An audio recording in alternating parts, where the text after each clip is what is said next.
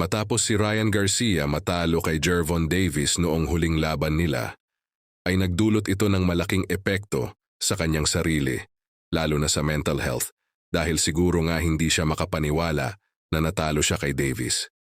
Ganun pa man, tuloy-tuloy pa din ang kanyang pagsasanay dahil sa pagtutuos nila ni Duarte.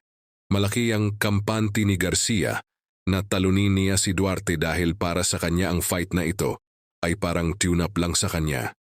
Higit pa, pinaghahambing niya ang kanyang estilo ng pakikipaglaban sa kamay na si Romero Duno na kanyang kinatok sa unang round noong Nobyembre 2019.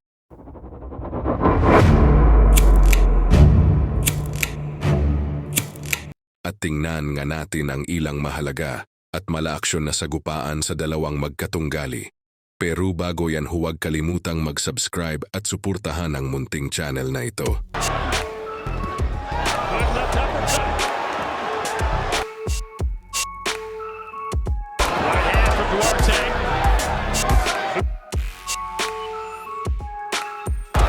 Listen, I need you to land that right hand. Pressure of Oscar Duarte start to pay dividends.